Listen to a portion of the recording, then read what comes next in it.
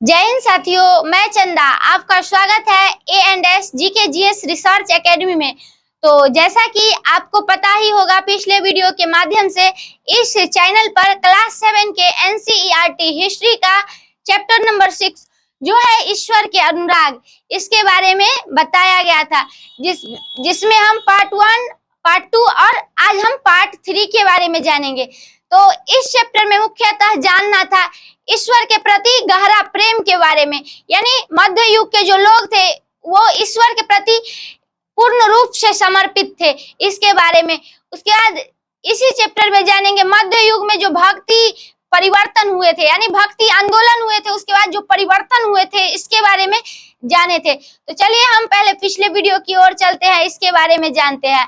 तो जैसा कि आपको पिछले वीडियो में बताया गया था, जो 8वीं सदी में विभिन्न भक्ति आंदोलनों का उदय हुआ था, जिसमें सूफी आंदोलन हुए थे, भक्ति आंदोलन हुए थे। तो सूफी आंदोलन एक रहस्यमयवादी आंदोलन थे। उसके बाद भक्ति आंदोलन की बात करेंगे तो भक्ति आंदोलन जो थे वह मध्यकालीन युग में सामाजिक और धार्मिक आंदोलन थे, यानी ये समानताएं के लिए किए गए आंदोलन थे, जिसमें समान अधिकार चाहिए था। इसके बारे में जैसा कि आपको बताए थे वर्ण विभाजन के बारे में, जिसमें बताए थे ब्राह्मणों द्वारा 4 वर्णों का विभाजन किया गया था, जिसमें ब्राह्मण, क्षत्रिय, वैश्य और शूद्र आते थे। उसके बाद मध्य युग आते आते ब्राह्मण अब जाति में परिवर्तन होने लगे, यानी जो ब्राह्मण वर्ण है उसके अंतर्गत विभिन्न जातियों के श्रेणी आने लगे, क्षत्रिय के अंतर्गत विभिन्न जातियों के श्रेणी आने लगे।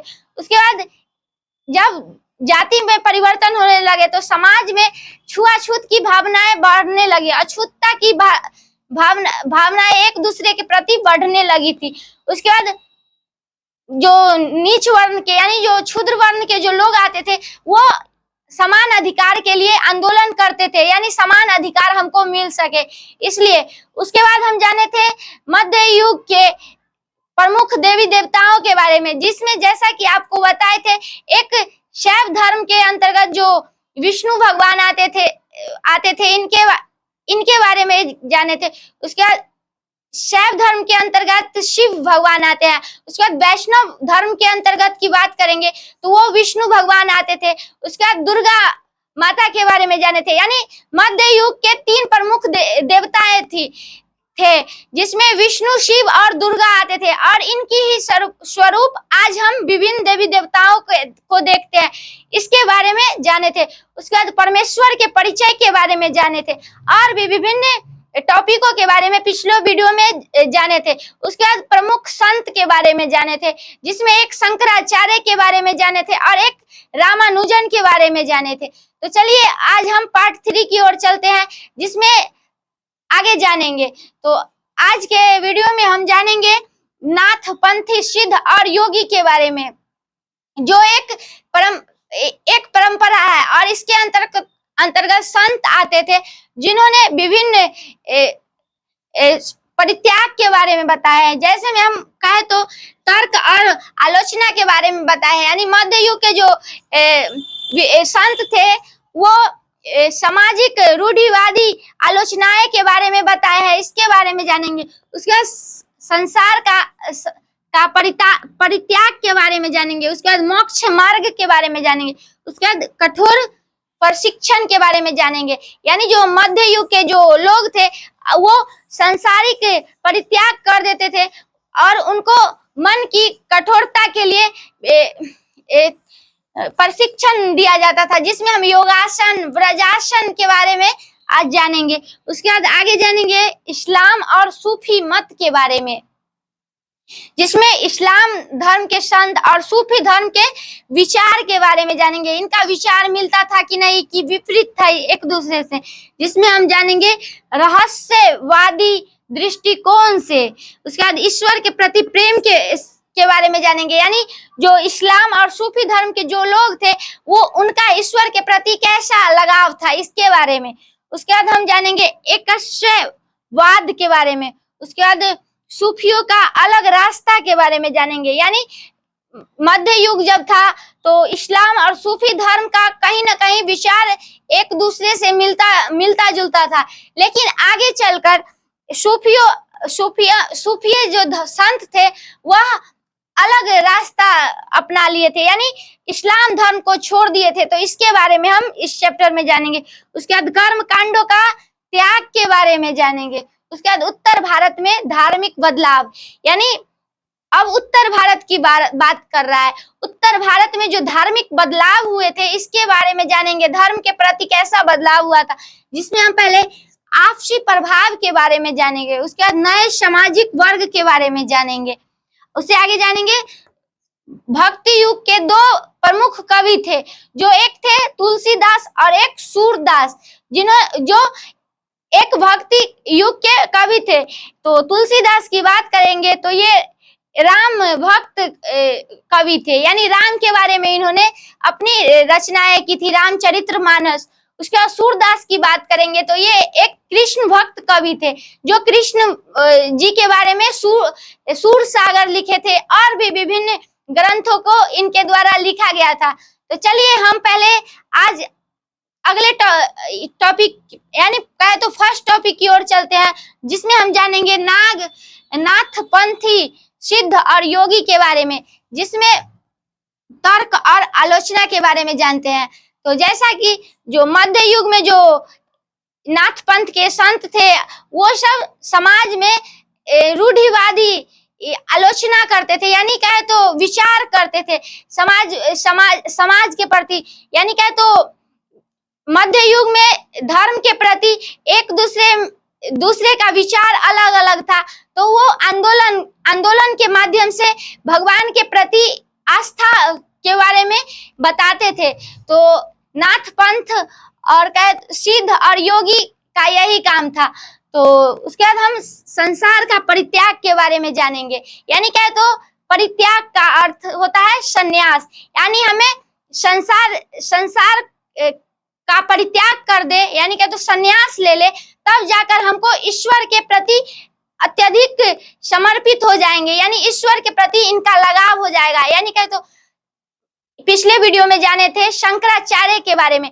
तो शंकराचार्य जो कवि थे वो 8 वर्ष की आयु में अपनी माता की आज्ञा से ये संसार का परित्याग कर दिया था, यानी कहे तो संन्यास ले लिए थे।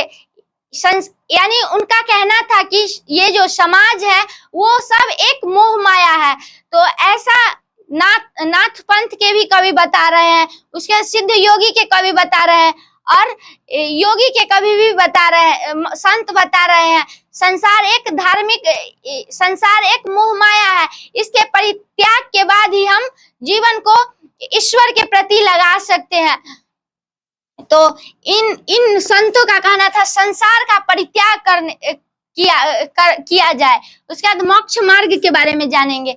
यानी कहे तो मध्य युग के जो संत थे उनका कहना था अगर हमें मोक्ष की प्राप्ति चाहिए तो संसार का परित्याग करना होगा, जिससे हमें ईश्वर के प्रति मोक्ष मिल जाएगा।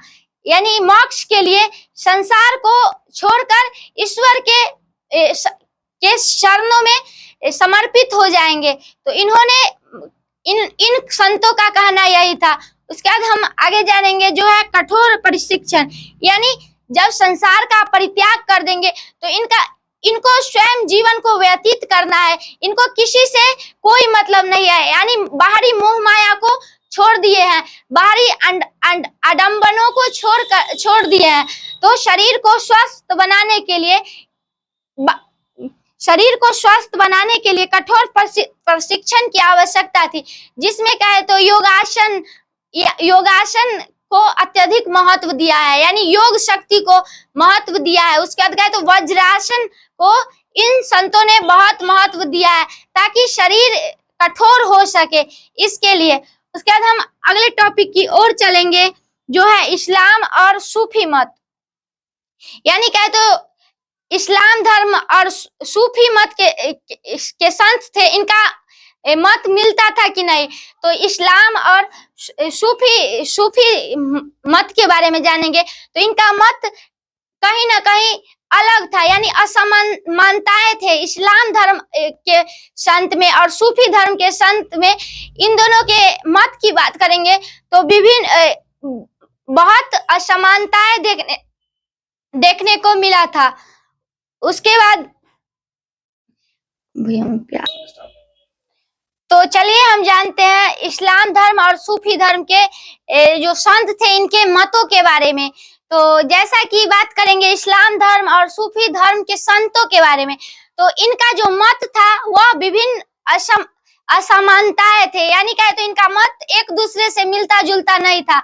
लेकिन कुछ समय के बाद यानी कहे तो उनका विचार अब एक दूसरे से आदान प्रदान होने लगा और ये दोनों एक दूसरे के विचारों को मानने लगे। तो चलिए हम इससे आगे जानेंगे। तो ये रहस्यमयवादी और दृष्टिकोण से जानेंगे, यानी रहस्यवादी दृष्टिकोण से।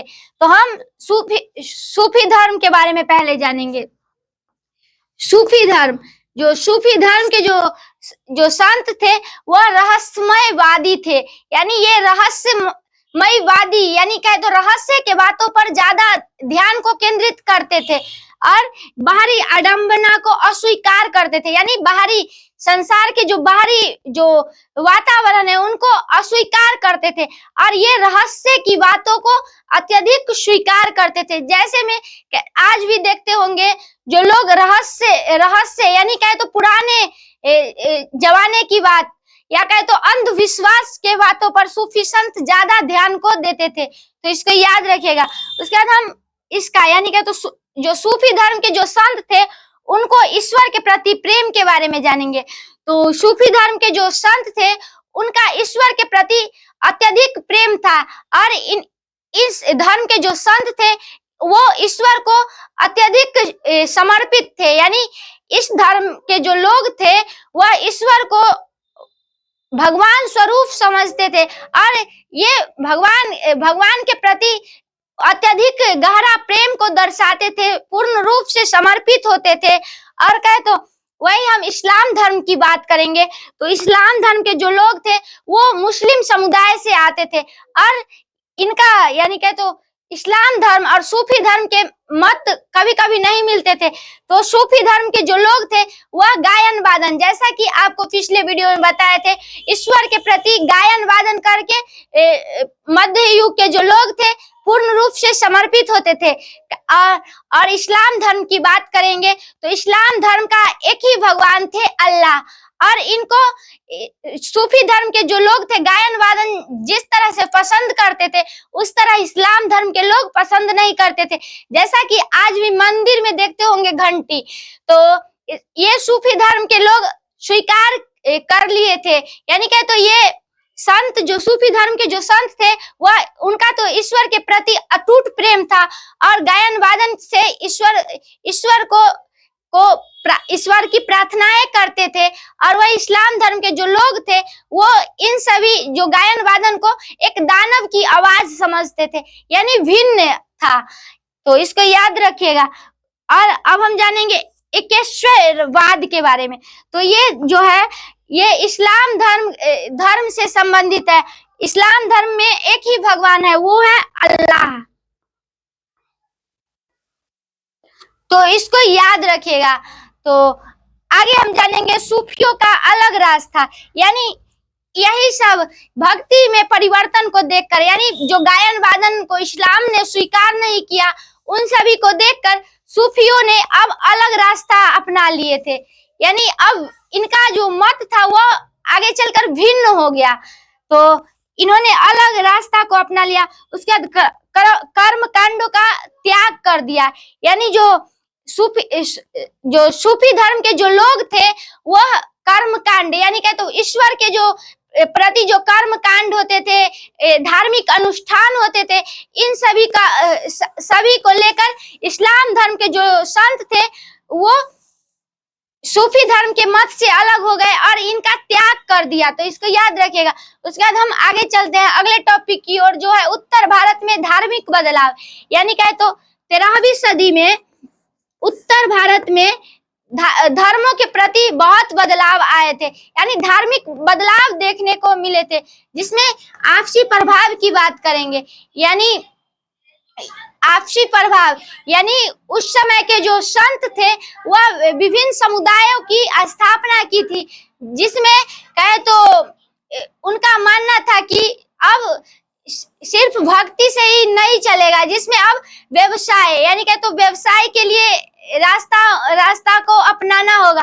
तो अब व्यवसाय को आगे इन्होंने इन संतों ने बढ़ाए थे। उसके बाद समाज में नए नए वर्ग आए थे, जैसे समाज में नए वर्ग की बात करेंगे जिसमें व्यापारी वर्ग आए थे।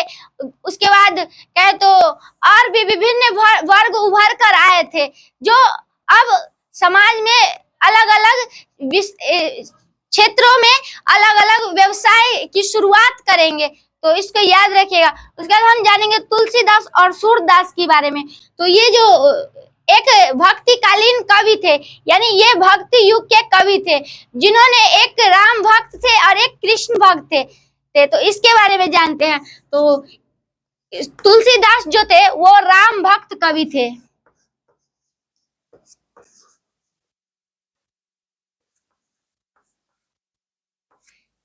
तुलसीदास राम भक्त कवि थे और इन्होंने अवधी भाषा में, यानी कहे तो अवधी भाषा में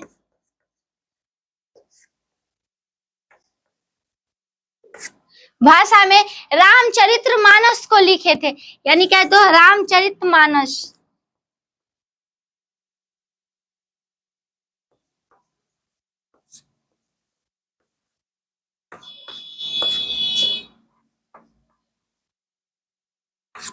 को रामचरितमानस के अगर लेखक की बात करेंगे तो वो तुलसीदास है, तो इसको याद रखिएगा। वहीं अब हम सूरदास के बारे में जानेंगे। तो सूरदास जो थे वो कृष्ण भक्त कवि थे।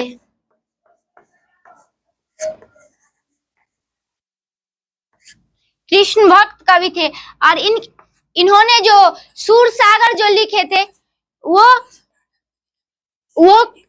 वज्र भाषा में लिखे थे।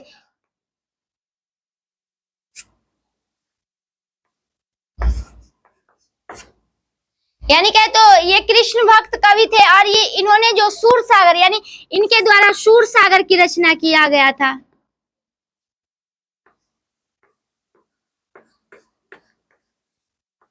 तो यही राम भक्त और कृष्ण भक्त के बारे में था। तो इसी के साथ हम इस टॉपिक को समाप्त करते हैं। फिर मिलेंगे अगले दिन अगले टॉपिक के साथ। धन्यवाद।